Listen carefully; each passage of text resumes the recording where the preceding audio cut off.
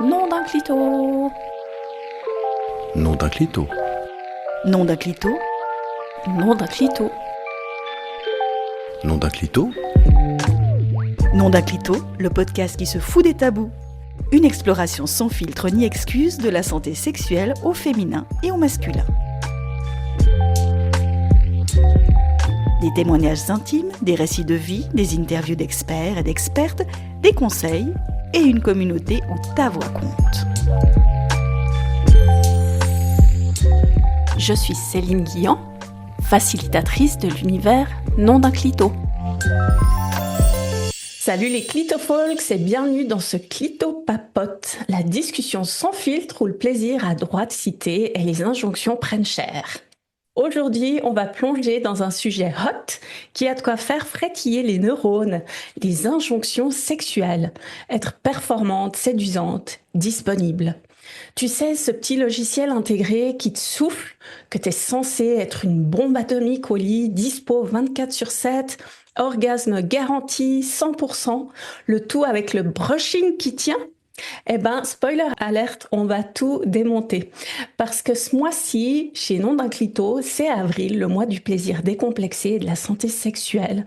On va se poser des vraies questions sur la jouissance, la pression et ce qu'on fait quand ça nous tricote grave le marshmallow ou que t'as la cacahuète qui te chatouille en mode tout feu, tout flamme. Et tu sais quoi? Il y a même Freud qui va s'en prendre une, bon, gentiment dans les dents avec son histoire d'orgasme mature ou pas. Je prépare d'ailleurs un épisode solo, sauce rock and clit sur le sujet. Alors, garde l'oreille ouverte, Junette. Respire, relâche ton périnée et laisse ton clito vibrer. C'est parti pour un clito papote qui va faire chauffer le slip avec une sacrée bande de papoteuses. J'ai Muriel, coucou Muriel. Coucou, t'as mis le son. Anne-Laure, hello Anne-Laure. Coucou. Christine, hello Hello. Christine. Et Stéphanie, hello Stéphanie. Bonjour tout le monde. Nom d'un clito, clito papote.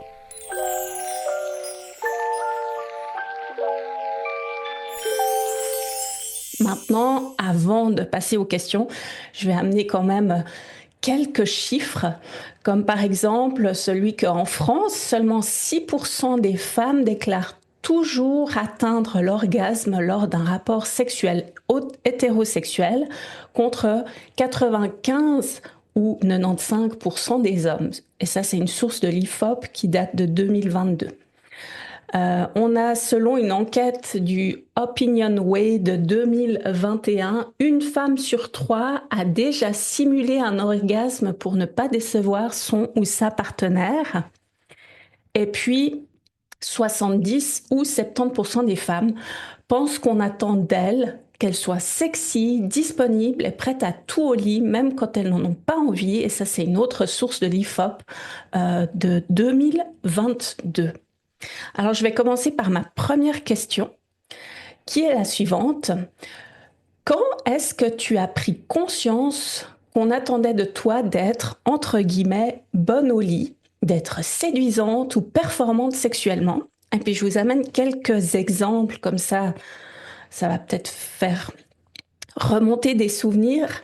Le premier, c'est quand tu es ado et que tu penses qu'il faut faire comme dans les films porno, que tu es persuadé qu'il faut gémir, faire des positions acrobatiques et dire oui à tout.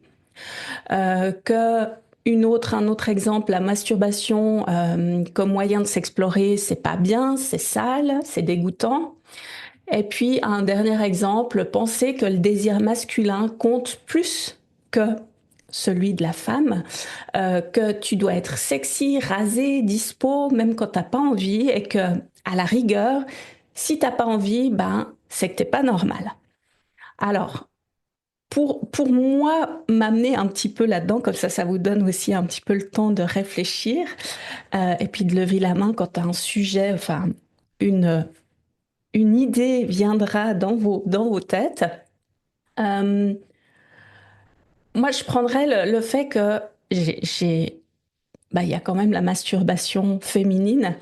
que forcément je pratique, puisque je pense qu'il y a peu de personnes qui ne la pratiquent pas. Il y en a qui ne le font pas, hein, mais euh, ça a été pour moi plus un truc que je faisais cacher, qui est un peu honteux, et que ouais, j'ai découvert ça assez rapidement dans ma vie. Et finalement, quand j'en parlais à mes copines d'école, je voyais vraiment leur tête en face qui était un peu genre, ah, mais t'es dégueulasse, quoi. Donc j'ai senti le rejet, j'ai vite senti ben, que déjà c'était peut-être pas une idée d'en parler à n'importe qui, et puis que surtout c'était pas vraiment normal en fait de le faire. Donc c'est vrai qu'il y a ça qui vient par rapport à ça. Je vois que Stéphanie, tu lèves la main, alors je te laisse prendre la parole. Merci Céline. Alors moi, dès petite, c'est vrai que alors j'avais une cousine qui était un peu plus vieille que moi et j'entendais mes parents ou mes frères dire quand on regarde la télé, elle se tripote, c'est pas bien, c'est sale. Et je pense que ma différence d'âge faisait qu'avec mon innocence de 8 ans, j'ai pu en fait en parler librement à mes parents en disant mais pourquoi c'est sale? Qu'est-ce qu'il y a de sale à se faire du bien? Et c'est vrai que leur réponse a été ça ne, du moins, on peut se faire du bien. Au contraire, c'est même utile pour s'apprendre à se connaître et à connaître son corps, savoir ce qu'on aime et ce qu'on n'aime pas. Par contre, ça se fait dans un lit, dans une intimité, seule, la porte fermée, et on n'a pas besoin de le savoir. Mhm. Bon, c'est vrai que moi, ça m'a permis de découvrir mon corps assez tôt et de savoir que c'était pas tabou dans la mesure où on le disait pas. Voilà, c'était Mhm. vraiment très intime. Et après, au niveau des injonctions de la femme qui doit être parfaite, c'est pareil. Rapidement, j'entendais les hommes et puis même les femmes dire ah ben moi, je me réveille avant qu'il se réveille, je me mets un petit coup de masque de rouge à lèvres, je me recoiffe, je vais me laver les dents pour être belle quand il va se réveiller. Et ça me faisait sourire parce que j'étais en train de dire, mais alors du coup, la personne avec qui tu es, elle aime quoi? Elle aime ton image ou elle aime ce que tu es réellement au fond de toi, en fait? Mhm. Parce que je trouvais ça choquant. Et jeune adulte, je l'ai reproduit ce modèle-là, comme ma mère faisait, hein, de se lever à 5 heures ou à 4 heures du matin, se laver les dents, se recoiffer pour pouvoir être jolie quand monsieur allait se réveiller. Et puis, j'ai vite compris que finalement, on ne tombait pas amoureux d'une apparence, mais on tombait amoureux d'une âme, de la personnalité de la personne. Et c'est pas parce qu'elle avait une haleine de chacal et des cheveux en pétard on n'allait plus l'aimer et qu'elle ne serait pas désirable.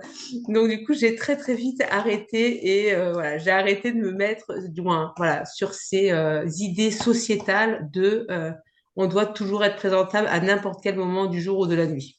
Oui. Voilà. Et je pense que ça dépend du slip. C'est pas ça, Stéphanie? Ouais, merci Stéphanie. Oui, c'est vrai, j'y avais pas pensé ça au fait que il y a aussi des femmes qui ont besoin aussi, mais après, si elles le font pour elles, finalement, tant mieux. Mais c'est vrai qu'il y a toujours cette question de pour qui tu le fais. Est-ce que tu le fais pour toi ou est-ce que tu le fais pour les autres? Et puis, c'est vrai que on- ça peut faire se poser cette question. Euh, pour revenir un petit peu à cette question, si je reviens à moi par rapport à cette prise de conscience qu'il faut être bonne au lit, je pense que ça s'est passé un peu plus vers l'adolescence. Euh, que je voyais déjà qu'il y avait des petits couples qui se formaient, on entendait aussi des filles qui avaient déjà eu des rapports sexuels. Et puis bon, alors soit elles s'en prenaient plein les dents parce que c'était la pute du collège, soit justement c'était un statut par lequel fallait passer pour être reconnu, pour être un peu visible. Et puis, moi, ça me venait me questionner parce que j'étais hyper complexée. Et puis, je savais pas trop bien comment me positionner par rapport à ça. Donc, j'ai vu effectivement ouais, que d'être cette coqueluche via sa sexualité, ça prenait vite de la place et de l'importance dans, dans le contexte de l'école déjà. Je vais donner la parole à Anne-Laure. Tu veux nous dire un truc? Céline, oui, c'est vrai que dans les exemples que tu as donnés au début, il y en a un qui m'a beaucoup parlé et j'avais pas mis le doigt dessus en fait. Mais c'est le fait de, moi j'ai construit tout mon début de sexualité en pensant que de toute façon c'était à l'homme d'avoir du plaisir. Pour moi, la sexualité, enfin là comme ça, je te mets des mots dessus, mais je l'avais pas autant conscientisé à l'époque. Mais c'était bah moi la femme, j'ai des rapports sexuels pour avoir un enfant plus tard, enfin quand j'aurais décidé, et l'homme c'est pour avoir du plaisir. Enfin j'étais vraiment là. Mhm, Bon après. Moi, j'ai eu des années de vaginisme, donc ce qui fait aussi que je m'étais de toute façon quelque part un peu bloquée à cette sexualité, ce plaisir. Et pour le coup, moi, j'ai pas eu accès à la masturbation pendant des années. Enfin, c'était vraiment quelque chose qui était juste impossible, mhm, mhm, impossible, impossible. Et ouais, tout ça, j'ai dû déconditionner tout ça. Et justement, je trouve que pour le coup, tout ce qui est film pornographique, moi, ça m'a plutôt aidé. Alors, avant que je connaisse l'envers du décor, mais plutôt, ça m'a plutôt aidé à me déconditionner de tout ça en me disant, ben non, la femme aussi peut avoir du plaisir. Enfin, et après, je suis allée plus à la recherche de mon propre plaisir. mhm, Et c'est mhm. vrai que parfois, c'est passé par de la enfin, par mince, comment ça s'appelle? Ouais. De faire semblant, Simulation, ouais. Mhm. ouais, ouais. De simuler pour me mettre dedans, me faire croire. Ça, j'ai eu toute une période où je simulais pour me faire croire que c'était bien, et jusqu'à ce que, tu sais, que ça me permette en fait de me lâcher. Ouais. Ouais, Donc, ouais. voilà un peu pour mon témoignage. Merci Anne-Laure. Je vois qu'il y a Muriel aussi qui lève la main. Ouais, effectivement. Ouais, merci Anne-Laure. Je trouve ça bien parce que simuler, c'est pas que pour l'autre aussi. Du coup, c'est pas ça que je voulais dire, mais ça peut être aussi pour soi, effectivement, de se mettre dedans, de ressentir des choses, soit de mimer quand tu mimes quelque chose. Tu sais, en fait, tu ressens des choses, toi. Je trouve ça extrêmement juste parce que la femme parfois est accusée, tu sais, un peu quand genre t'as simulé ou t'as pas simulé ou je sais pas quoi. Il y a un genre de pression des fois avec ça, mais ça va au-delà de ça aussi. C'est créer l'instant avec ça. Euh, bon, moi, je suis pas de la période, je crois, j'ai découvert ce que je voulais dire, c'est que j'ai découvert mon premier film porno, je crois, tu vois, à 30 ans, un truc comme ça, j'ai 53 ans. Donc, Internet, tout ça, on n'avait pas accès quand j'étais jeune, je me parlais comme un dinosaure, mais moi, j'ai Non. beaucoup, je me rends compte que j'ai beaucoup appris la sexualité, en fait, avec les livres. Et notamment avec une certaine catégorie de livres que j'aimais beaucoup quand j'étais plus jeune, toi je devais avoir 13 14 ans. Puis je lisais toute la série des trucs chinois, là, le palanquin des larmes et tout, tu vois. Et en fait, c'est vrai que j'avais pas fait le lien, mais c'est là que je le fais. Mais en lisant ces livres, finalement, c'est quoi? C'est des femmes qui sont données, tu vois, très jeunes femmes d'ailleurs, souvent, qui sont sorties de leurs conditions en étant données à des empereurs ou à des gens qui ont une position sociale assez importante et qui les sortent de ces conditions-là, puis elles doivent apprendre, tu vois, à contenter un homme, etc., avec des codes, etc. Et c'était une littérature qui m'excitait vraiment beaucoup, tu vois, j'ai découvert beaucoup de choses comme ça. Mais en vrai, ça m'a mis à travers un filtre.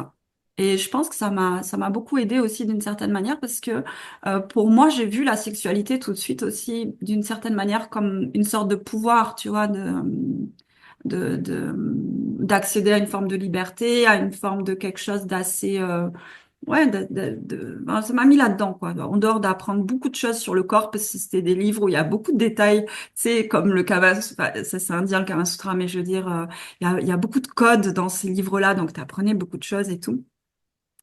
Et effectivement, tu apprends beaucoup de choses, c'est ça qui est intéressant sur ce que les hommes attendent, du coup. Mhm. Tu vois, parce que Ouais. l'idée, c'est de servir, de contenter et, et d'être valorisé à travers être cet objet-là. Voilà, donc ça j'ai appris comme ça, donc par les livres plutôt. Et je me suis rendu compte qu'effectivement, après, lors de mes premières expériences, si tu veux, sexuelles, mais j'étais là-dedans en fait. J'étais pas dans une réelle injonction, enfin, j'avais pas conscience que c'était une injonction, mais j'étais dans, ouais, c'est quand même un outil de pouvoir en vrai. Peut-être tu vas contenter l'autre aussi, mais toi Mhm. aussi. Et il y a des jeux de pouvoir avec ça. Juste ce que je voulais dire sur les injonctions, c'est que, en fait, les hommes et les femmes se mettent des injonctions pas possibles en vrai avec Bien ça. sûr. Oui, Euh, oui. Tu dois jouir. Et c'est un homme, si t'as pas joui, ou s'il croit que t'as pas joui, ou je sais pas quoi, peut-être il va pas se sentir dans sa puissance, mais d'un autre côté aussi, tu vois, je me dis des fois les femmes, ouh là là, sur les hommes, parce que si il est pas suffisamment dur, s'il a pas éjaculé, etc., oh là là, qu'est-ce que je vais Mhm. interpréter comme truc? Et en vrai, il y a tellement d'injonctions là-dessus sur les représentations qui sont faites en fait à travers bah, la littérature, les films, euh, etc. Et pour te rejoindre, Céline, c'est drôle parce que, mais c'est en fait, moi, je me rends compte là, aujourd'hui, à l'âge que j'ai, que c'est un vrai stress, en fait, au collège ou au lycée.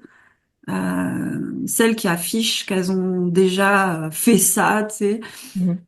celles et toi, comment tu construis que, ouh là là, c'est un stress, il faudrait vite faire quelque chose parce que tu vas être en retard. Tu Ouais, oui, oui, ouais. Surtout, moi, j'étais pas, entre guillemets, très populaire, tu vois. Déjà, j'étais genre un télo et tout.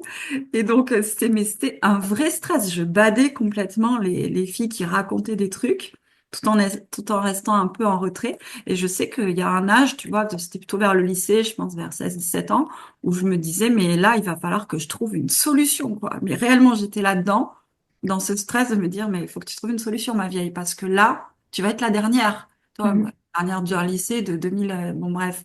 Mais je ressentais un stress, je me rends compte avec que ça devenait une idée fixe, tu vois, de dire, ben, c'est temps, alors qu'il n'y avait pas spécifiquement l'envie, parce que sincèrement, mes bouquins, depuis l'âge de 13 14 ans, ça me suffisait largement, tu vois, j'avais pas plus de curiosité que ça, en vrai.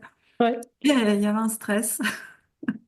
ouais, ouais. Bah, merci d'amener ça, Muriel, parce que ça me fait aussi penser au fait que je me mettais aussi une sacrée pression sur le fait qu'il fallait que, enfin, bah, pour tout dire, je crois que j'ai à peu près tout fait d'un coup en l'espace de 6 mois, euh, autour des 17 ans, parce que avant au collège, bah, il y a personne qui voulait de moi.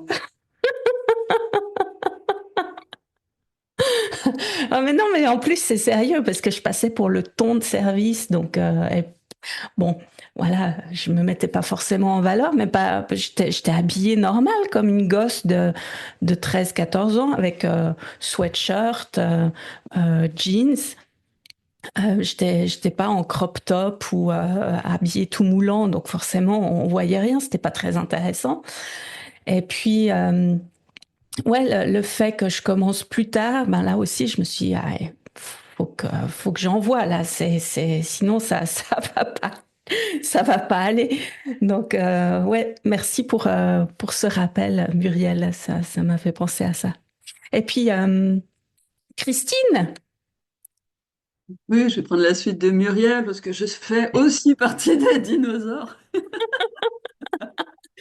Et c'est vrai que le net, c'est arrivé tard, enfin tard, ouais, plutôt vers les 25 ans dans ma vie. Et auparavant, donc, c'était assez ambigu mon rapport à la sexualité. Assez tôt, en fait, j'ai ressenti, assez tôt, c'est vers 7 ans, je veux dire, que j'ai ressenti le regard des hommes posés sur moi, des hommes adultes. Et je trouvais ça spécial, quoi. Et par ailleurs, bah, mon corps, ça me gênait pas trop. Je me souviens m'être mise toute nue devant un petit copain. Et puis, et sinon, avoir eu un rapport à mon corps assez naturel, mais qui, petit à petit, est devenu plus difficile, curieusement. Et puis au collège, alors j'ai connu des épisodes pas évidents de harcèlement. Je me souviens d'une fois où je m'apprêtais à sortir par une grande porte vitrée, puis il y avait toute une bande de mecs qui attendaient. Je me suis dit, bon, j'y vais. Et puis avoir été touchée par tous, bon, ça m'a bien cassé, je pense. mm, Mais malgré tout, j'avoue que dans les épisodes intimes,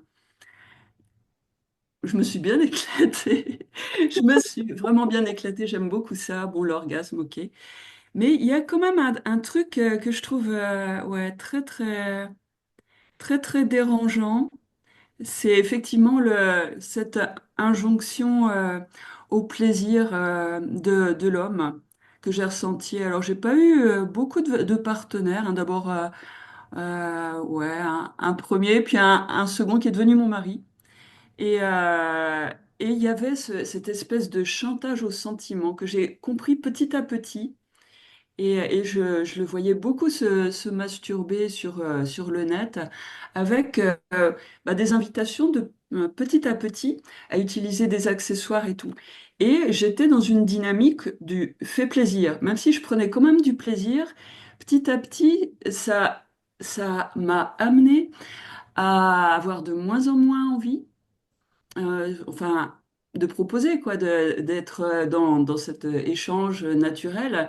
Mhm. Et ce truc de plus en plus difficile qui a amené à ne plus avoir envie, quoi. Et puis bon, on a fini par se séparer, mais ça a laissé cette empreinte vraiment pas évidente et il m'a fallu, bon, on en parlera plus tard.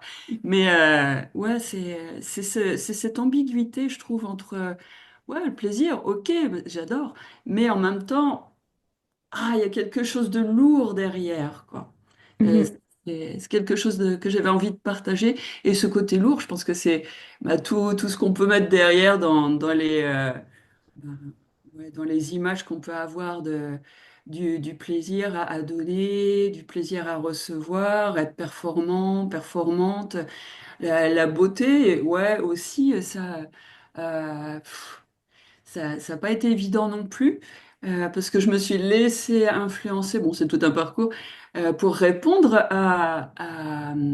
aussi aux injonctions esthétiques, Mhm. alors que, ouais, c'était pas forcément ça au départ.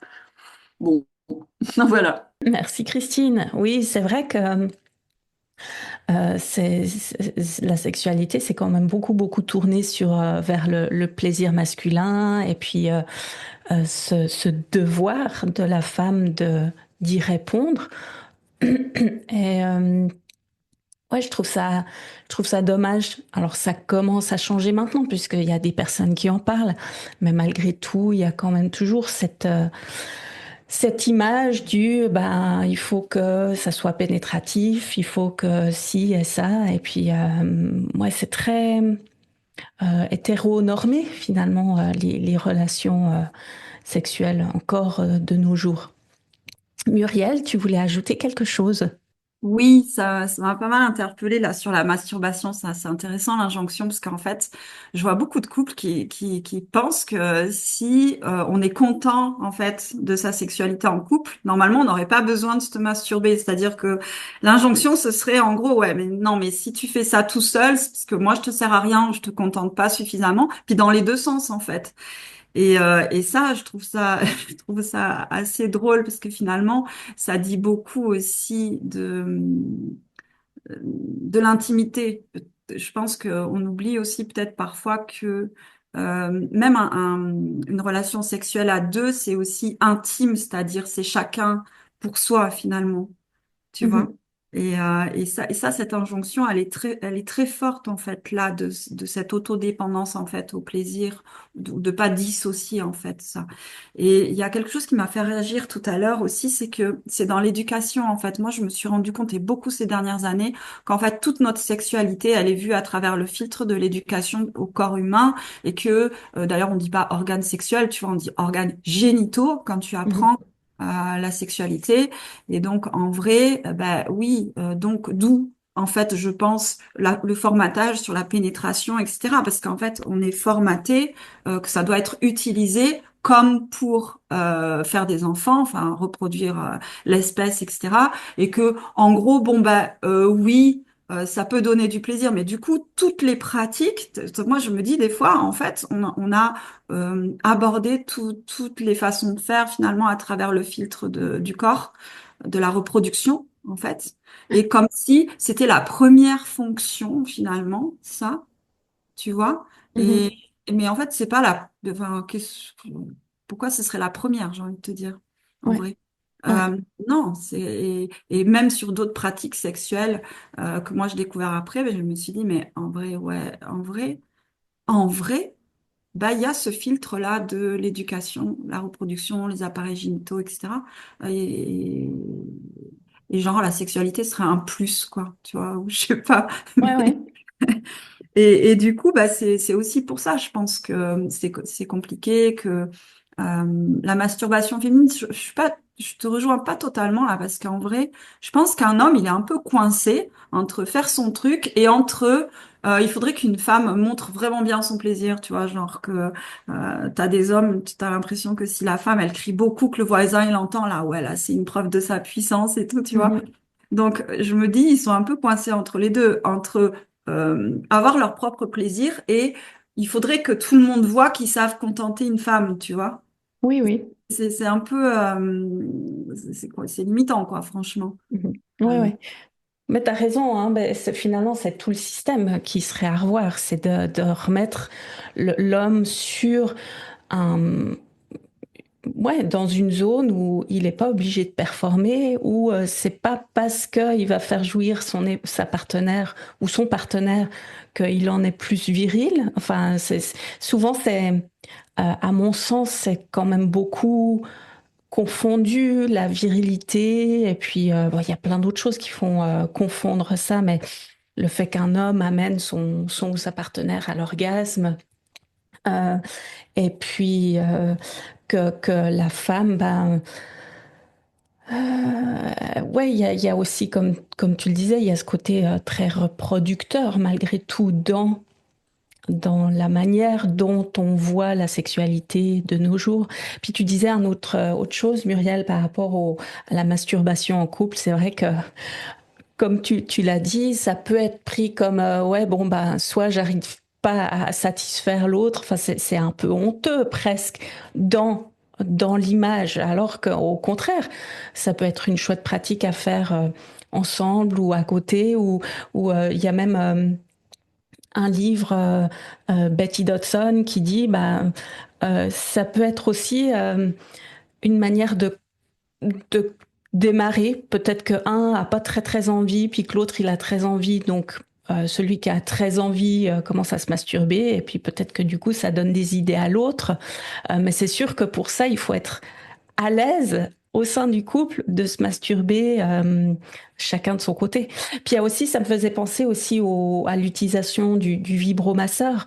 C'est plus vu comme un palliatif au cas où, ou à plus une honte pour l'homme de j'ai pas assez euh, euh, performé, alors que finalement les vibromasseurs, ça peut aussi être utilisé ben, dans d'autres enfin, avec un peu plus d'imagination pour être plus, ouais, sortir un petit peu de ce rythme-là qui est très pénétrant, orgasme et tout et tout. Donc, tu voulais dire autre chose, Muriel? Ouais, je voulais dire autre chose. En fait, c'est la même chose que pour les films porno. Quand tu vois, des fois, les couples, quand il y en a un du couple qui dit, ouais, je regarde un film porno, ouais, j'aimerais regarder un film porno. Quand tu vois les réactions, c'est incroyable, en fait. Tu te dis, mais c'est, pareil que pour la masturbation, c'est-à-dire que les gens, ils pensent que ce serait trompé, tu vois, regarder Mhm. un film porno, ou ce serait je suis pas content, ou je suis pas dans mon espace, etc. Et c'est très, je connais pas ce livre-là, mais c'est très juste, et je trouve que ce serait vraiment une des solutions pour le coup, tu vois, d'accepter que chacun se masturbe de son côté, ou utilise des objets, ou je sais pas quoi, parce qu'en vrai, il y aurait plus de pression. Tu vois, il y en a un qui a envie, puis il y a l'autre qui a pas envie, c'est possible aussi, ça veut rien dire en fait. Mhm. Ouais. Mais juste que soit je fais ça à côté, puis ça me donne envie, ou j'explore d'autres trucs, je suis un peu plus voyeur, ou je suis un peu plus passif, etc.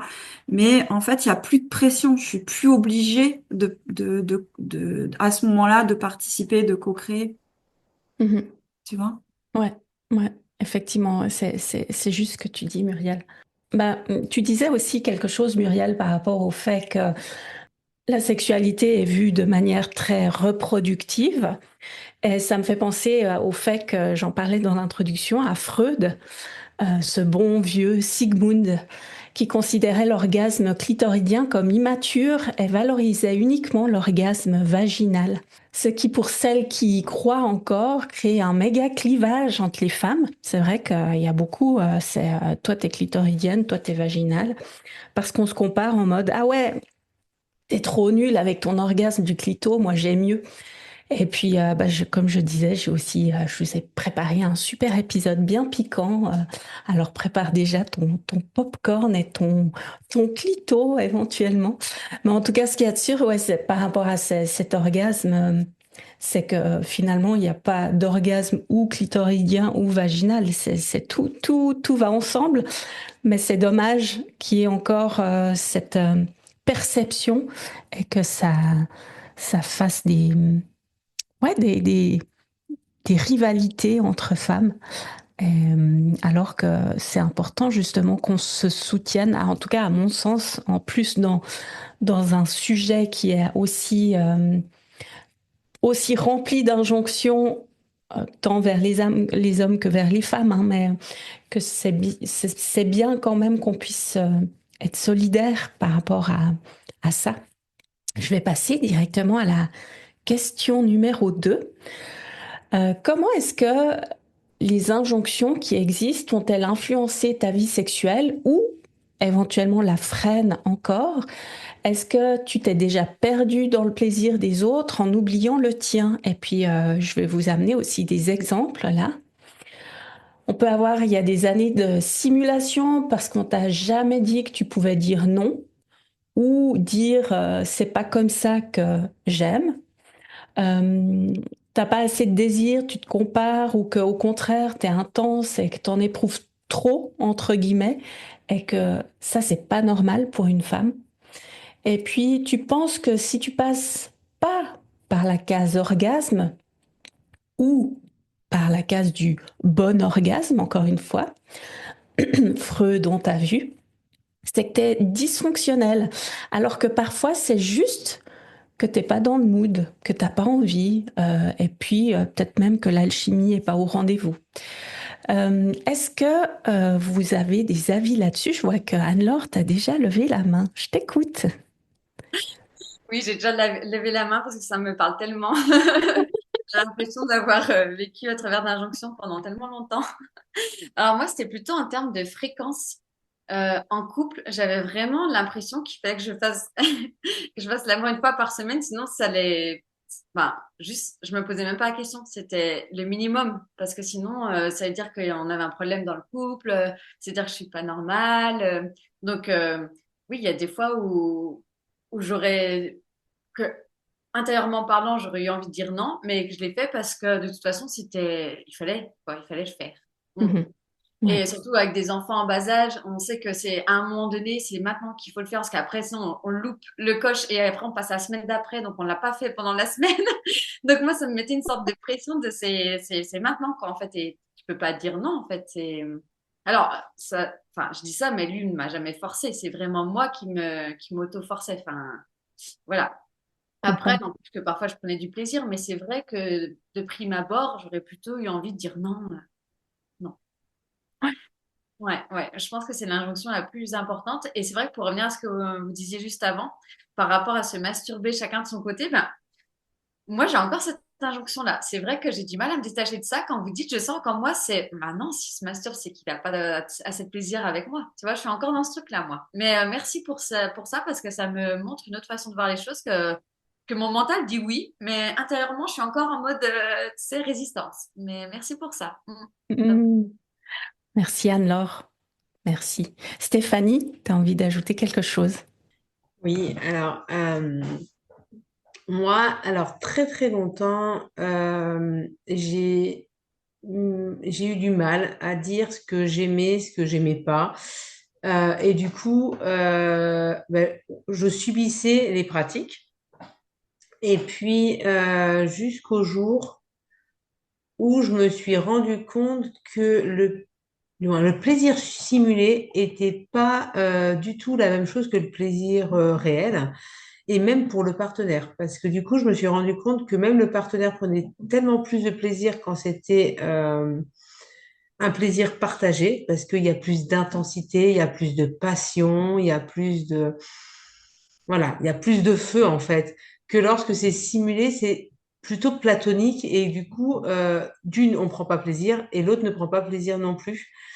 Et c'est à ce moment-là qu'il y a eu le dialogue qui s'est mis en place, où on a eu toute une période où en fait on discutait plus que on faisait l'acte. En fait, c'était ah là j'aime bien ici. Ah ouais alors tu vois quand tu fais ça, ça me plaît bien. Et en fait on briefait avant et après chaque rapport. Et ça a vraiment permis de créer un climat de confiance, un climat de plaisir et quand il y en a un qui peut être fatigué par rapport à l'autre, et bien en fait, on cherche plus à se forcer, mais ça va être bah écoute, ce soir, j'ai pas très envie, mais si tu veux, je te fais plaisir. Moi, j'ai pas envie. Et donc, du coup, voilà, on fait plaisir à l'autre sans forcément se faire plaisir à soi parce qu'on n'a pas envie ce jour-là, mais on respecte l'autre aussi dans son besoin et son envie du moment en se respectant aussi, du coup. Mhm. Et ça, ce dialogue-là, voilà, il nous a fallu un peu de temps avant de le mettre en place. Et depuis, bah, voilà, c'est vraiment 100% plaisir, du coup. Parce qu'on s'écoute mutuellement et on fait quand on a envie et comme on a envie, en fait. Et Ouais, ça, c'est très important, je trouve, dans la plupart des couples. ouais, ouais, absolument, ouais. Et comme tu dis, le dialogue, c'est fondamental de parler de ce qu'on aime, de ce qu'on aime moins, ou de ce qu'on pourrait peut-être essayer différemment. Mais ça demande, je pense, une belle ouverture dans le couple, une ouverture d'esprit et puis une ouverture de l'autre aussi, d'être prêt à aller discuter de tout ça, parce qu'il peut y avoir aussi des, des reflets qui sont pas toujours plaisants. Donc, mais c'est vraiment un point hyper important. Ouais, j'en suis convaincue, effectivement, Stéphanie. Mm. Merci. Et puis après, j'avais Muriel. Oui, j'ai beaucoup de choses à dire, mais merci Anne-Laure. C'est vrai que ce que tu disais là, ça m'inspire qu'en fait, moi je trouve que on prend trop la responsabilité du plaisir de l'autre. Comme on s'aime et qu'on est en couple et tout, on surinvestit cette responsabilité-là, mais en fait, ça ne nous appartient pas. Et c'est ce que je me disais en t'écoutant. Et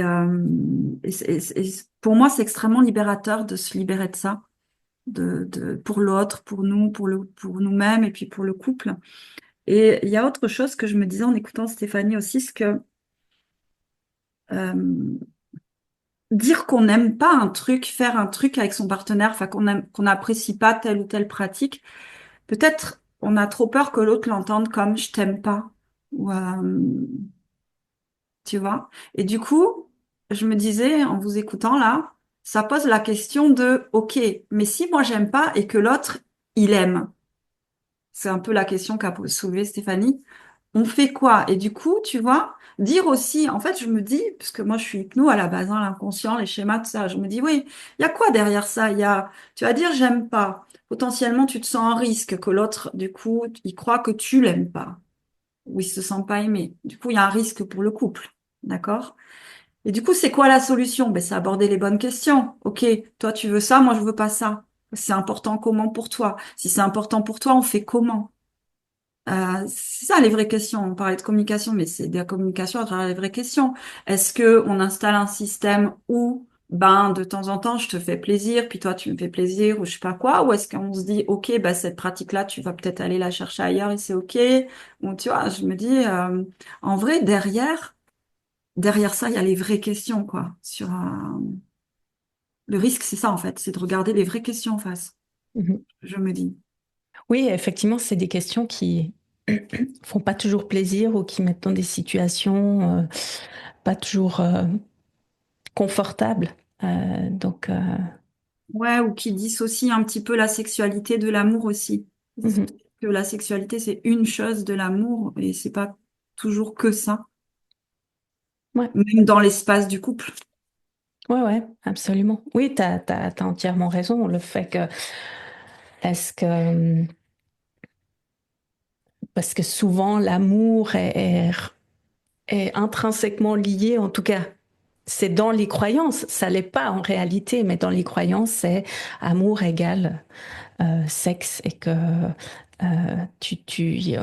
j'en parlais une fois avec une femme de la dette sexuelle, de que les femmes pensent que ben, elles ont cette comme une charge à, à, à payer certaines choses de la vie via le sexe. Je donne un exemple tout bête, c'est par exemple quand on va au restaurant au tout début du couple, que l'homme paye, et ben derrière il y a quand même un héritage de ok, bon bah s'il paye ça veut dire qu'il attend quelque chose, donc il va falloir que je paye d'une autre manière. Donc ça peut changer, mais malgré tout, il y a quand même Hein. C'est ce très truc. juste ça, parce que moi, j'étais célibataire l'année dernière, j'étais en recherche d'hommes, donc je faisais beaucoup d'invitations. Et tu peux pas savoir dans quel état ça m'a plongé, cette histoire de restaurant ou de boire un verre et tout. En vrai, c'était là, tu vois, que peu importe comment tu le gères, la question, elle était là. Alors, au début, j'avais un comportement très agressif. En vrai, je partageais moitié, puis je te jure, je lâchais rien, tu sais. J'acceptais même pas de cadeaux, tu vois, parce que derrière, je me disais, attends, qu'est-ce qu'il va croire lui et tout. Mais c'était fou, hein, ça me plongeait dans un stress Mhm. Mhm. et j'avais tout calculé d'avance, comment je ferais, j'étais vraiment rigide, quoi, tu vois, là-dessus. Ouais, Et en fait, c'est une injonction, effectivement, c'est la dette. Oui, il y a une empreinte de dette que, mais on le retrouve aussi dans les couples où on le retrouve aussi malgré tout dans les couples. absolument. Ouais. Pas faire plaisir, ce que je vais dire, mais où notamment quand il y en a un des deux qui travaille pas, et souvent la femme, c'est Mhm. c'est encore plus sujet à ressortir en fait. Nom d'un clito, abonne-toi et like tes épisodes favoris. Ouais, ouais, ça fait vraiment partie de ces injonctions crispantes, toutes pourries, mais c'est bien justement d'en parler pour que les personnes puissent en prendre conscience. Et, tu disais autre chose, Muriel, puis après je donnerai la parole à Christine. Euh, le fait que, enfin, ça m'a fait penser au fait que est-ce que c'est pas un truc qui est justement mis sur les femmes aussi, une injonction que la femme doit faire plaisir et que c'est pas forcément que dans le cadre de la sexualité, hein, mais qu'il y a aussi quand t'es maman par exemple qu'il faut se sacrifier pour son enfant. On s'entend bien, hein, le mot sacrifier est utilisé de manière très forte là. Mais qu'il y a toujours cette idée de la femme qui se donne, qui a une sorte de don de soi, et puis que ça fait partie de la nature de la femme, qu'on remet pas forcément ça en question, et puis que si, justement, si une femme n'entre pas dans les clous, là, où elle va pas se penser d'abord au plaisir de l'autre ou se sacrifier, bah, qu'elle est égoïste, et puis que bah, là aussi, ça peut faire un peu se poser la question de si on me targue d'égoïste, est-ce que je suis encore aimable ou pas? Tu vois un petit peu ce que je veux dire? Ou une pute, carrément, en fait. Égoïste, c'est le mot gentil, en vrai. Mais Ouais. si tu penses qu'à ton plaisir, là, encore, tu vois, pute, c'est un mot gentil, tu peux en entendre d'autres. Mhm. Mais oui, c'est une injonction. Mais regarde encore, je trouve que ça a un petit peu changé. Mais malgré tout, il y a toujours cette notion de sacrifice dans les dessins animés tels qu'on les voit dans Walt Disney et toutes ces, Ouais. ils se retrouvent, ils se marièrent et payent pas, ils eurent des enfants. Voilà, incroyable.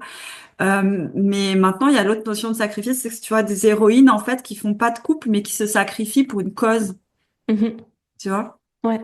Donc il y a toujours la notion de sacrifice en fait. Oui, on pense aux dessins animés de Disney, par exemple, où maintenant les filles sont des héroïnes, où ces derniers temps, elles se marient pas vraiment à la fin, mais effectivement, elles ont toute une cause à défendre ou sauver un royaume.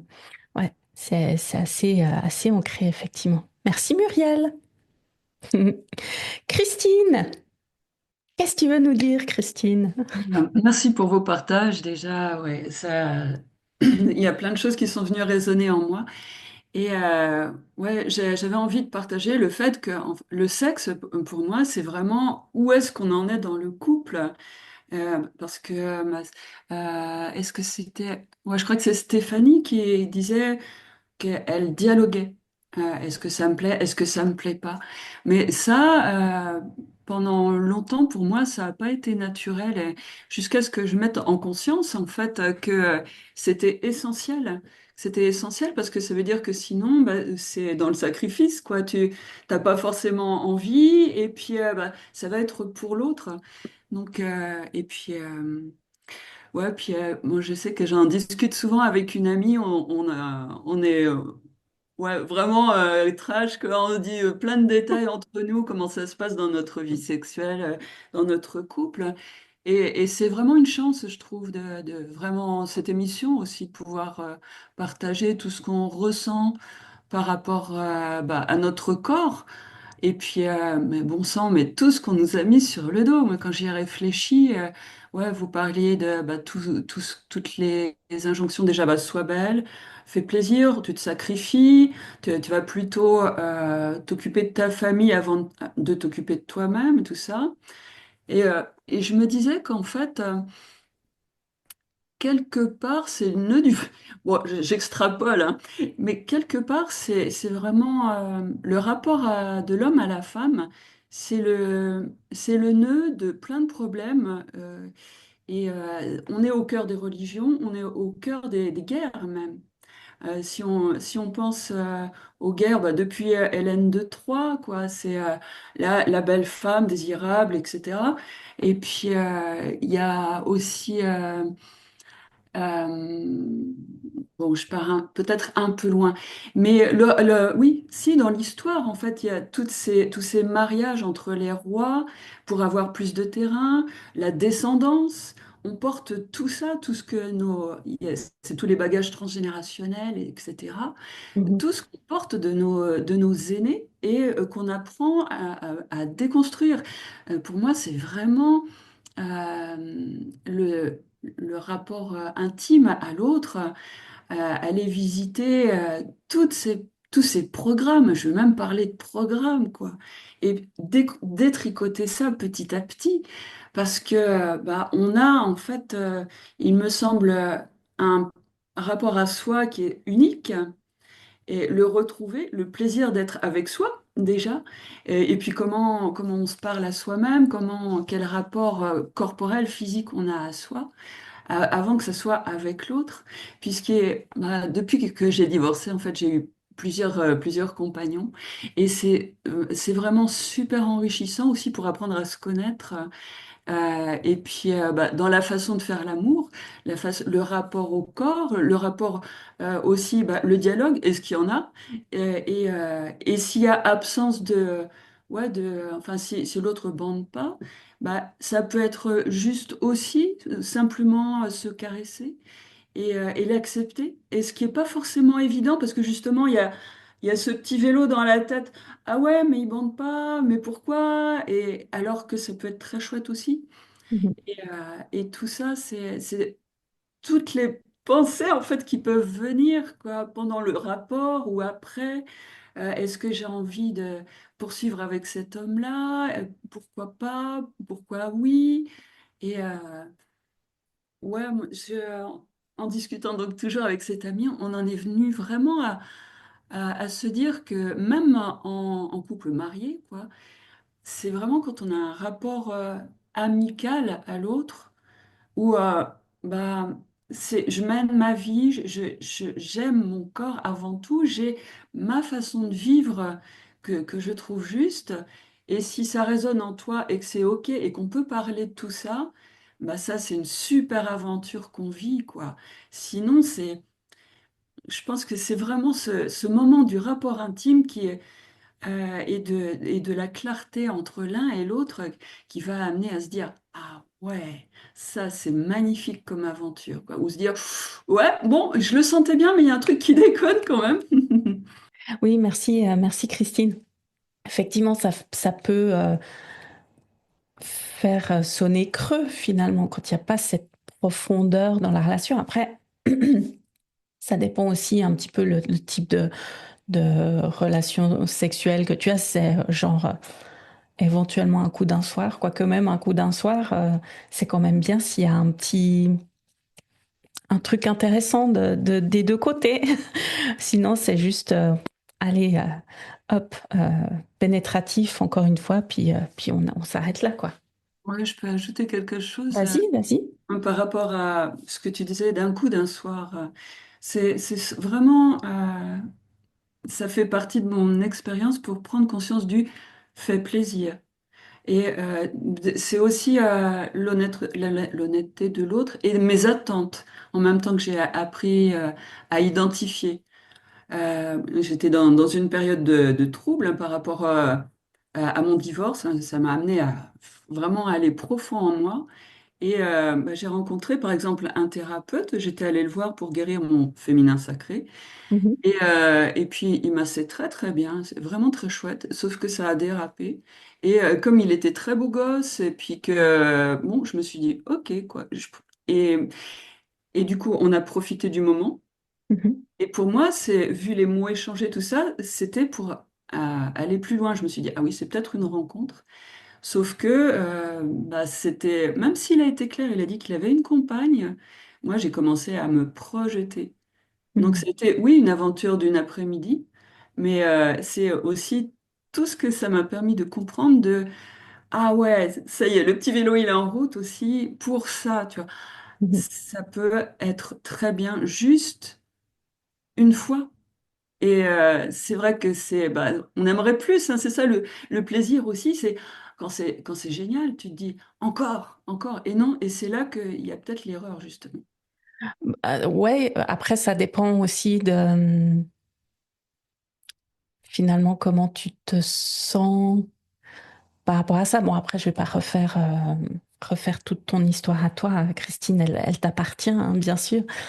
Euh, mais encore une fois, ouais, je peux comprendre que ça mène à romantiser un petit peu, je dirais, à amener parce que on peut dire là, c'est encore une injonction. T'as le côté romantique bah, une femme, elle va pas forcément avoir un rapport avec n'importe qui. Enfin, on s'entend bien, hein, que suivant comment, tu peux quand même toujours avoir cette arrière-pensée de bon, bah, si je me donne dans un rapport, euh, ça veut dire qu'il y a quand même une suite. Bon, après, on peut aussi dire que c'est juste parce que tu te sentais bien avec et puis que tu avais confiance qu'il avait su créer ou que vous aviez su créer cet espace sécuritaire de confiance.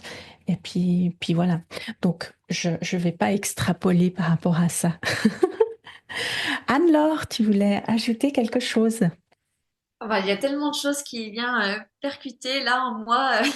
Déjà, merci beaucoup aussi à Muriel par rapport aux questions. Ça me parle tellement. Et en même temps, moi, en vie de couple, c'est tellement tout ce que je ne fais pas.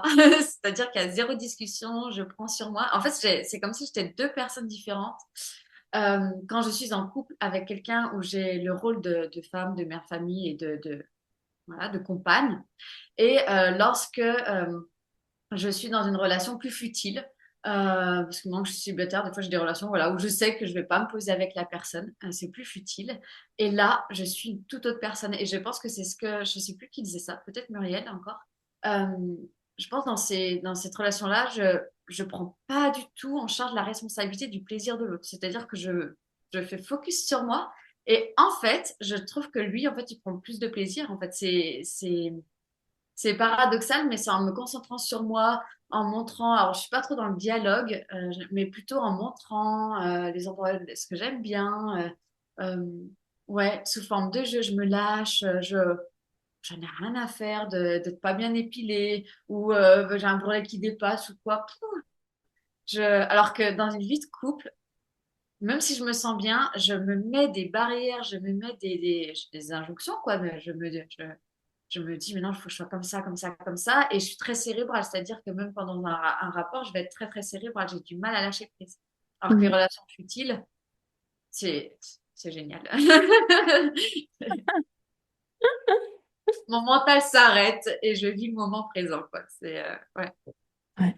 Donc, je sais plus ce que je voulais dire d'autre, mais en tout cas, c'est ça qui m'est venu avec après le témoignage de toutes les personnes, quoi. Voilà. Mm. Merci Anne-Laure, merci. Et puis Muriel, tu voulais aussi ajouter quelque chose? Ouais, dis-moi si je parle trop, parce qu'en vrai, la sexualité, c'est mon sujet préféré. Je l'avais pas dit, mais bon. Non, ouais, merci Anne-Laure. Mais je voulais te dire un truc, parce que c'est vrai, il y a les injonctions avec le corps, mais il faut un peu rétablir l'équilibre. Je trouve que c'est normal aussi quand on cherche du plaisir, qu'on veut faire l'amour, tout ça, on veut plaire. Ça Mhm. fait partie du jeu, c'est quand même normal, tu vois. Ouais. Puis il y a un petit jeu, tu caches ton bourrelet, tu fais ci, tu fais ça, ok. Mais en vrai, enfin, moi, je me dis, c'est pas vrai que les hommes, ils aiment les femmes des magazines. Peut-être il y en a aussi, mais non, quoi.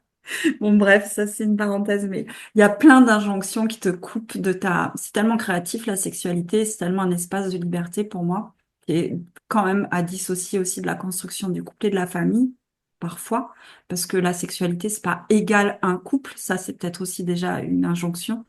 Mais c'est vrai que l'injonction de faut pas coucher le premier soir, ou faut pas coucher avec un inconnu, ou je sais pas quoi, ou je sais pas quoi, tout ça, déjà, ça nous coupe en vrai de l'instant, de qu'est-ce qui est là, enfin, c'est dingue, quoi. Je me dis, en vrai, il y a plein, plein, plein d'injonctions que moi, j'ai découvertes, en fait, quand je me suis séparée il y a quelques années, puis que j'ai vécu une vie de célibataire, de recherche, etc. Mais je me suis pris, mais toutes ces injonctions par la gueule, en vrai, et les injonctions sur les pratiques aussi. Mhm. C'est incroyable. En vrai, il y a tellement, tellement d'injonctions. Au début, quand tu as proposé cette émission, je me suis dit, mais quoi? Où ça, des injonctions? Euh,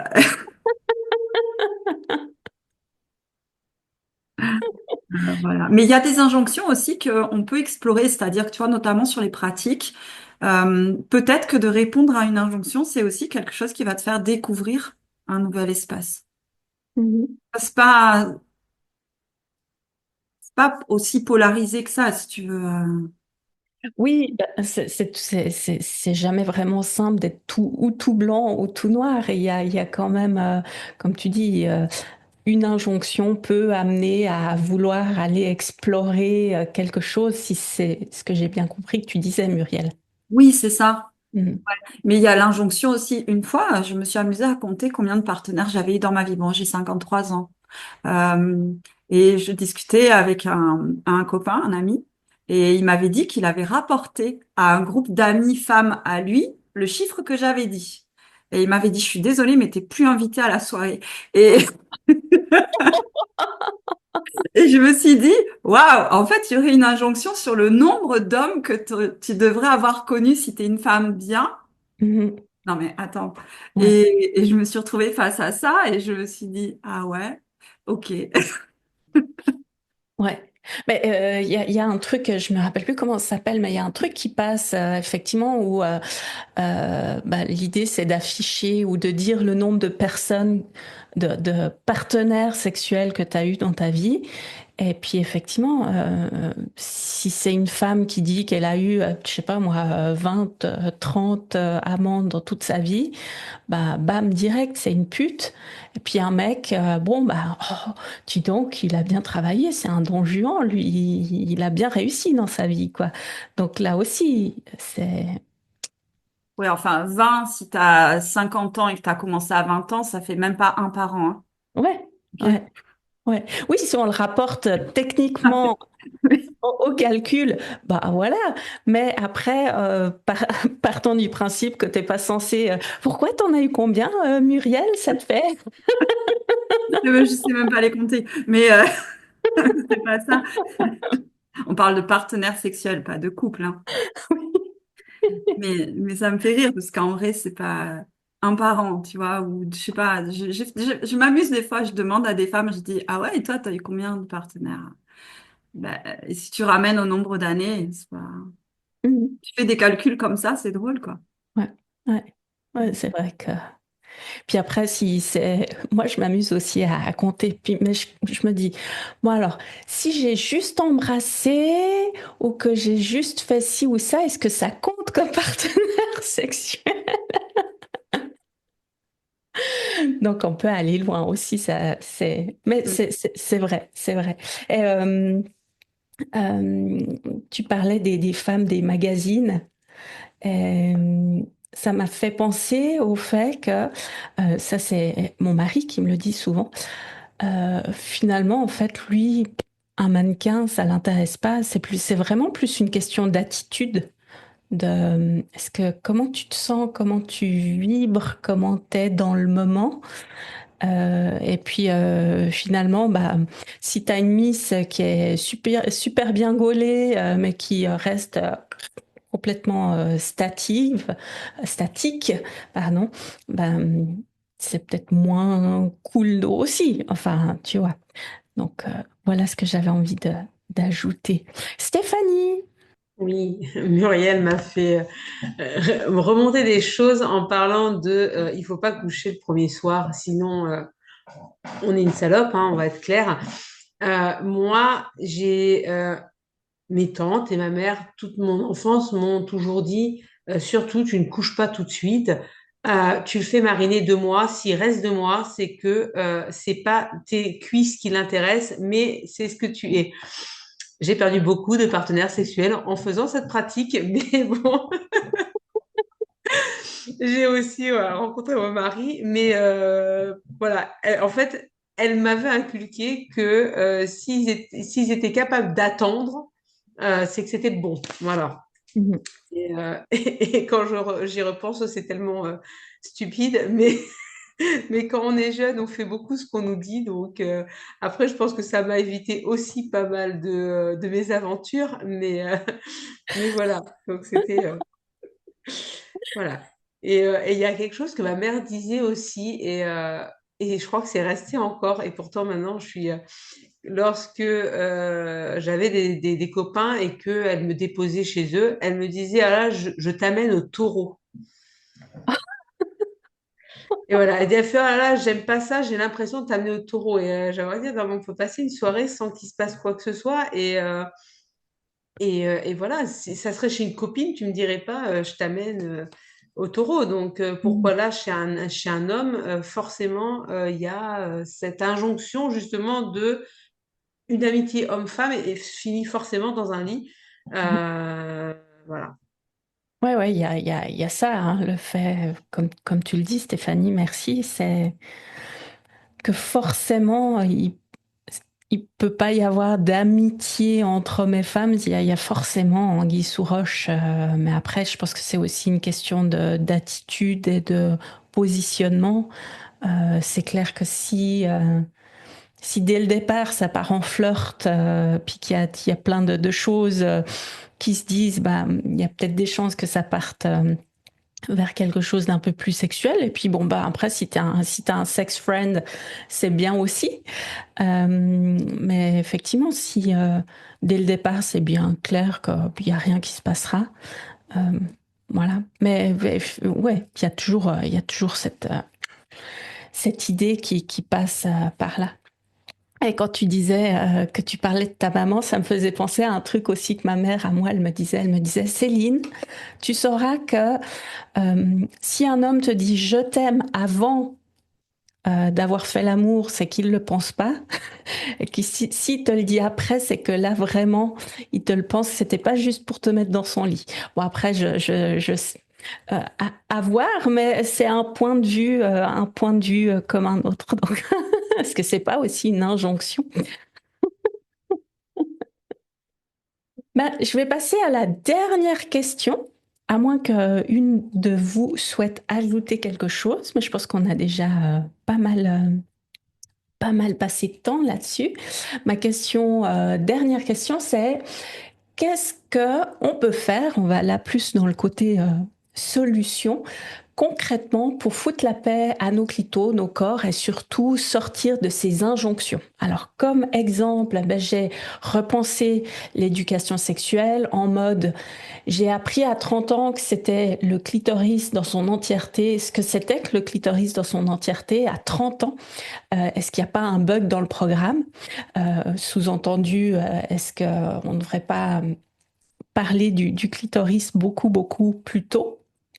Communiquer sans tabou, là on l'a aussi dit, c'est Stéphanie qui en avait parlé, comme par exemple aujourd'hui, je dis clairement ce que j'aime, ou quand ça me tricote le marshmallow, mode fire, j'ai envie, ou j'ai découvert que ça boostait le désir des deux côtés, et puis créer nos propres règles aussi à la sauce. Pour moi, le plaisir, c'est plus une question de connexion, d'écoute que de performance. Alors je ralentis, je respire, et parfois ça fait des étincelles. Et qui a effectivement un petit peu dans tout ça le fait, à mon sens, se réapproprier sa propre sexualité finalement. De se dire, bon ok, voilà ce que je vois, voilà ce que j'entends. Comment est-ce que ça résonne pour moi?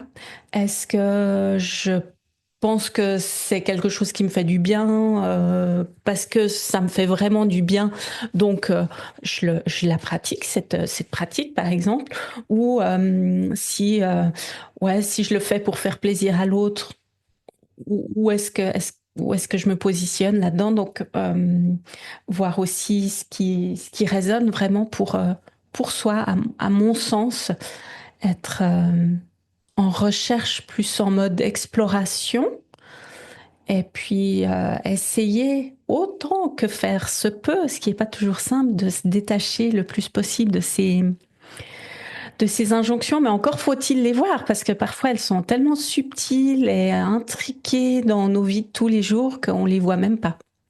Stéphanie, tu veux nous dire un truc à ce propos? Moi, je pense que dans un premier temps, il y a un gros travail à faire à notre niveau et sur nous, parce qu'il faut qu'on arrive à créer notre propre critère à nous de la sexualité, de la beauté. Il faut qu'on retravaille cette image-là pour pouvoir se détacher aussi des injonctions et de l'image de la société et des attentes sociétales. Déjà, je pense que c'est un premier travail. Et puis, apprendre à dire non.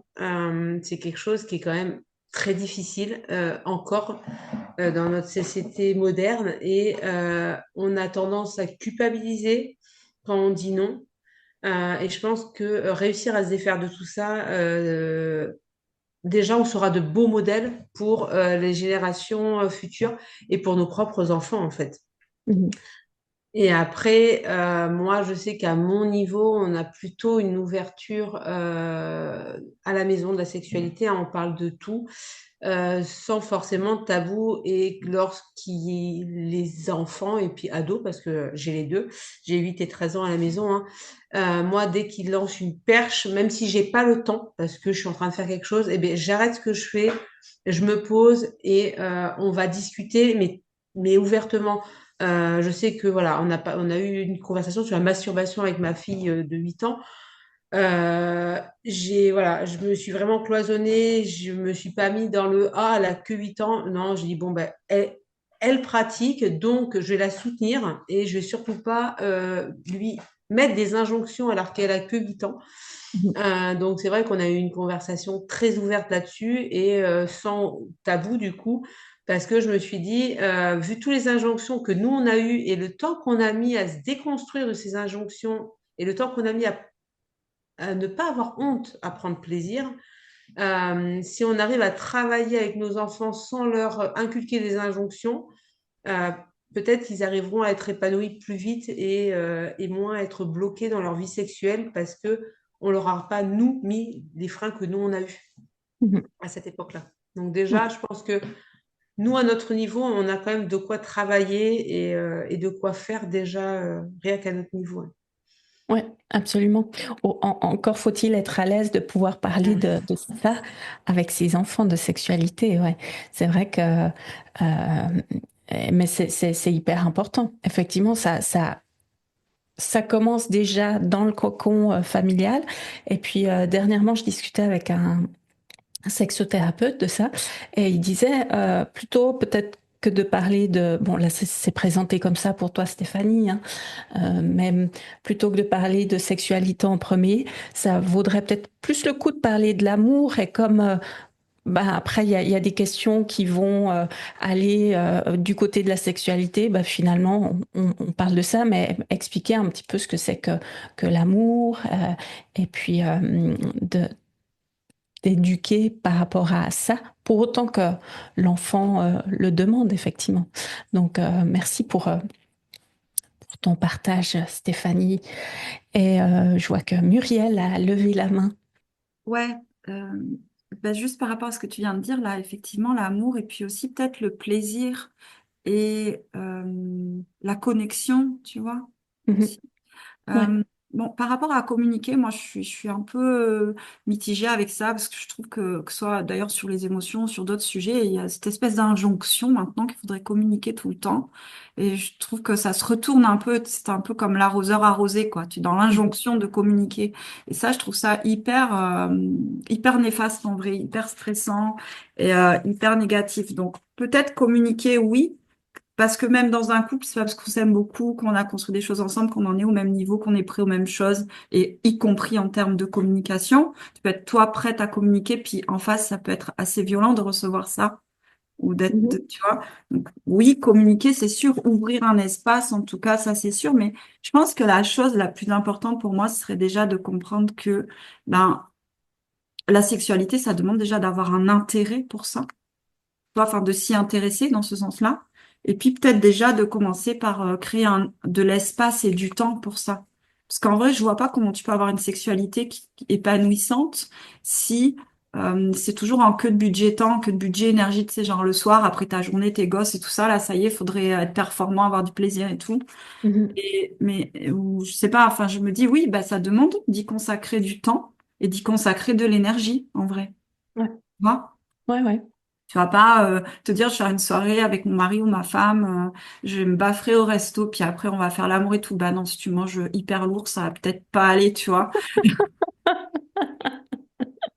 Non, mais exemple, tu vois, ça demande quand Ouais. même au-delà de prévoir, si tu veux, c'est de créer de l'espace et du temps et de l'énergie pour ça. Mhm. Tu Ouais. vois, la santé, c'est Anne-Laure, je crois, qui travaille sur la santé.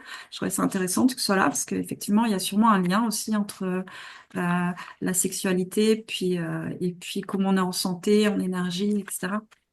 Mhm. Donc voilà, pour moi, c'est la chose principale, oui, la communication, l'éducation, tout ça, mais c'est d'abord nous, comment on considère la sexualité, est-ce qu'on y accorde de l'importance, comment on le prouve dans notre vie qu'on y accorde de l'importance. Est-ce qu'on a de l'espace, de l'énergie? Est-ce qu'on crée de la santé pour ça? Enfin, tout ça, quoi. Ouais. Pour Ouais. moi, c'est essentiel. Est-ce que on se documente? Est-ce qu'on... Moi, avant, je regardais pas trop de films porno. Je te dis que j'ai découvert ça à l'âge de 30 ans. Mais maintenant, je crois que... Alors, dans les films porno, parce qu'on met tout dedans, tu sais, Ouais. maintenant. Mais en vrai, puis il y a plein de livres aussi maintenant où tu peux apprendre réellement plein de choses. Ouais. Tu vois? Bah, est-ce que je prends du temps pour faire ça? Ou est-ce que je fais que des formations sérieuses, entre guillemets? Ou est-ce que, tu vois? Oui, c'est un point que tu amènes qui est essentiel. C'est comment on se sent par rapport à la sexualité et comment on a plus ou moins ou pas envie de l'intégrer dans sa vie. Je pense à des personnes qui sont, comme on les appelle, asexuels. Et ben voilà. Euh, à partir du moment où elles peuvent le vivre de manière libre sans avoir à se sentir obligées parce que là aussi, bah, tu le nommes comme ça, pas comme ça précisément, mais c'est ce que je comprends dans ton message aussi, Muriel, c'est le fait que la sexualité en tant que telle, déjà, c'est une injonction. C'est que tout le monde devrait avoir une sexualité. Alors que, effectivement, tout le monde n'a pas envie d'avoir une sexualité ou autrement, ouais, ou plus tard, ou plus tôt, ou plus du tout. Ouais, Enfin, ouais. ouais. Ça, c'est un truc que j'ai découvert pendant mon année là, en recherche. Parce qu'il y a des hommes, ça les intéresse pas du tout. Alors ça, c'était une vraie découverte pour moi. Je me suis Et dit, raconte. tu vois, il y a des hommes, la sexualité, ça les intéresse pas. Mais tu sais qu'en plus, j'ai transféré le problème. C'est genre, mais j'ai un problème. C'est moi, ça vient de moi, forcément, tu sais. Tellement c'était pas possible. Mais c'était trop drôle. Mais en vrai, oui, j'ai lu qu'il y avait genre, je crois, c'est 3 ou 4% de la population qui sont de vrais, dits asexuels, c'est-à-dire qui n'ont pas d'intérêt, pas d'envie, pas d'élan pour ça. Ça, ça devait être effectivement, comme tu dis, un peu intriguant de comment, effectivement. Mais ça aussi, hein, bah, tu montes tu fais remonter un sujet, c'est les hommes, ils pensent qu'à ça. Bah non, effectivement, il y a des hommes qui pensent pas qu'à ça. Et puis il y a des femmes qui pensent qu'à ça aussi, Ouais, tu vois. exactement. Non, mais il y a de tout. Mais je veux dire, c'était drôle parce que, tu vois, non, ce qui est dingue, c'est que tu te dis, moi, les injonctions, ça passe pas par moi. Mais en vrai, tu vis des trucs et là, ah bah si, quand même. Merci Muriel. Alors, Bah, du coup, je saisis la perche que m'a tendue Muriel par rapport au lien avec la santé. C'est vrai que l'organisme, il a deux objectifs, et uniquement ces deux objectifs. Le premier, c'est de rester en vie, et le deuxième, c'est de se reproduire. Donc, effectivement, quand on a une santé défaillante ou ne serait-ce qu'une charge mentale trop importante, ben, on perd déjà le premier signe, c'est on perd cette envie de sexualité parce qu'on n'a plus envie de procréer. Le deuxième, ben, après, on n'atteint plus l'objectif de rester en vie, donc on meurt.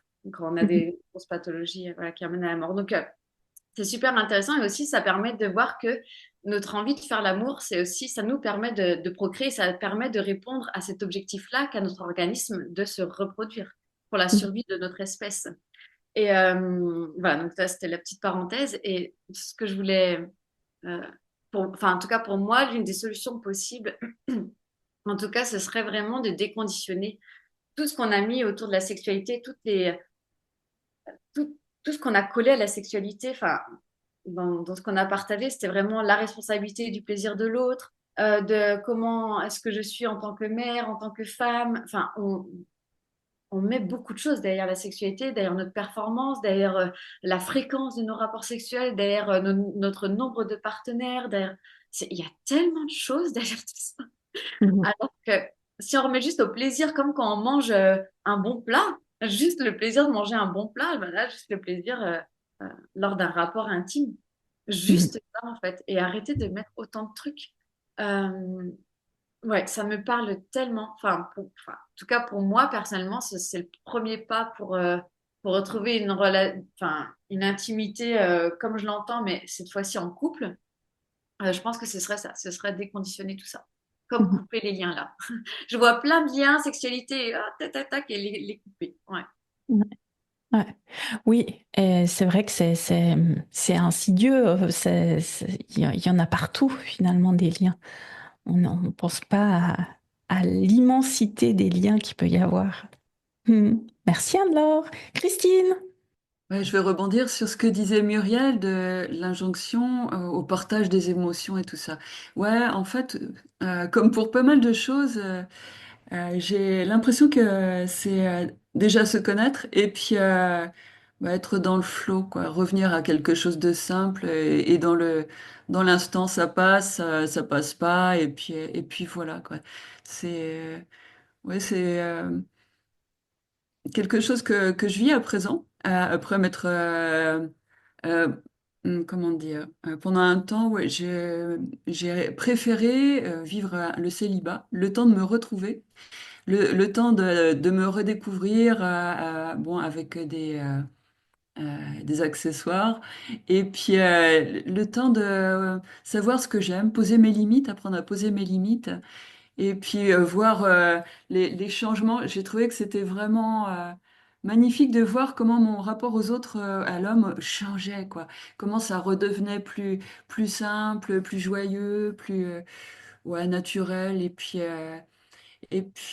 bon. Pour moi, en l'état des choses, c'est vraiment tout à fait hors couple. C'est un couple sans être un couple, c'est-à-dire qu'on est libre, on est ensemble, c'est chouette. On a une vie assez parallèle, mais avec des moments où on se retrouve et je trouve ça, en tout cas, ça, moi, ça me convient. Je trouve ça fluide et puis épanouissant, quoi. Hmm, ouais. Merci Christine pour ton partage. Il y a autre chose que je voulais ajouter. J'ai lu vraiment très très récemment un livre qui s'appelle Au-delà de la pénétration de Martin Page.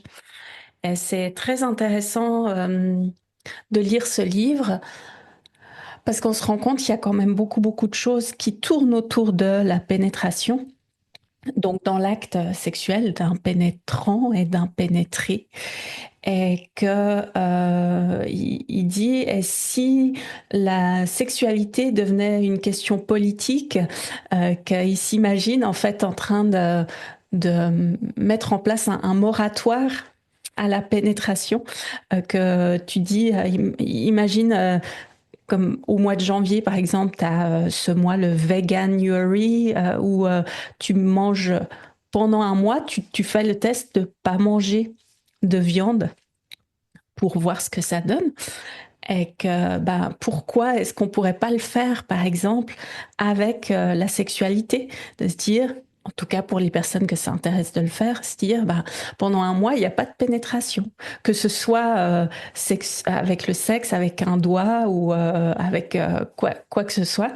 Et puis de voir comment on utilise, de quelle manière on peut imaginer d'autres choses, comment ça vient modifier le lien à l'autre, euh, qu'est-ce qu'on peut découvrir de l'autre. Donc j'ai trouvé que c'était assez intéressant ce livre. Et que finalement il y a plein de personnes qui témoignent et qui disent que bah, la pénétration en fait c'est pas trop leur truc. Et pourtant, on leur montre ça comme étant une case à cocher, un truc par lequel il faut absolument passer. Puis que finalement, il y a des personnes que ça intéresse, qui ont du plaisir à le faire. Puis on a d'autres, bah non, c'est pas un plaisir du tout. Et puis c'est justement là qu'il faudrait pas que ce soit une obligation dans la relation. Donc voilà ce que j'avais envie d'ajouter.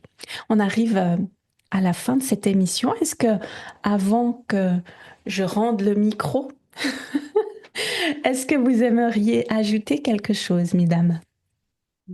Si ce n'est que vous avez trouvé ça génial, que c'était vraiment top de se retrouver entre nanas pour discuter de sexualité. Anne-Laure, vas-y. Le mot de la fin, faites-vous plaisir.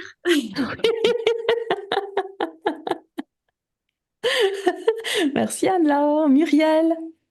Ouais, je voulais te dire merci déjà à Céline. Je trouve que tu animes cet espace particulièrement, c'est fun, c'est sympa et tout, j'adore. Et Merci merci à à toi. toutes les personnes parce que je trouve que c'est un espace où on arrive à se sentir en confiance pour... Personnellement, j'avais jamais parlé comme ça de sexualité ouverte. Enfin, j'en parle régulièrement ouvertement, mais dans un espace quand même semi-privé, si tu veux. Et là, je trouve que l'espace est vraiment chouette. Et donc, merci à toutes celles qui étaient là aussi, de confier des choses. Ça met beaucoup de baume au cœur, en fait, je trouve. Beaucoup. Ouais, vraiment. Donc, merci. Et merci à toutes. Et Ouais. à tous. Merci. Merci Muriel. Moi, je m'aperçois que Christine? je n'avais pas éteint mon micro. Oui, oui, c'est l'occasion de dire merci aussi.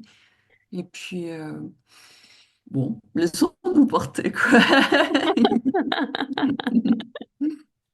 Exact, exact. Et ben voilà, les Clitofolks, on arrive au bout de cet épisode où on a vraiment pu partager plein de choses, aller découvrir des injonctions qui, en tout cas, personnellement, j'ai vu qu'il y en avait quand même encore plus que ce que je pensais. Euh, donc, ce qu'on a vu aujourd'hui, c'est que le plaisir, ça se mesure pas en décibels, en flexibilité ou en fréquence, qu'il se valide pas par l'autre, que ça se ressent, ça se vit, ça se choisit, et puis surtout que ça s'excuse pas le plaisir finalement. Alors à toi qui nous a écoutés ou regardé en fonction, tu n'as pas à être un ou une acrobate du désir, ni un distributeur de jouissance pour les femmes ou pour les hommes qui pensent être dans cette position-là. Tu as le droit d'avoir envie ou pas, d'aimer doucement ou peut-être salement, Tu as le droit de perdre ton hippopète en mode je sais plus où je suis, de te retrouver, être kiffé sans mode d'emploi. Merci à mes papoteuses, donc Christine, Muriel, Stéphanie, Anne-Laure, pour vos prises de parole épicées. Et merci encore une fois à toi pour ton écoute engagée, ton cœur ouvert et ton clito ou pénis connecté, on ne sait pas.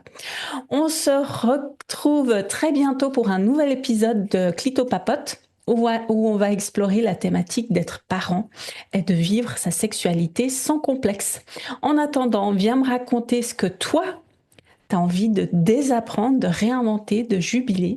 Mes DM sont sur Insta, c'est toujours ouvert, tu peux me contacter. À bientôt et rappelle-toi, chaque voix compte.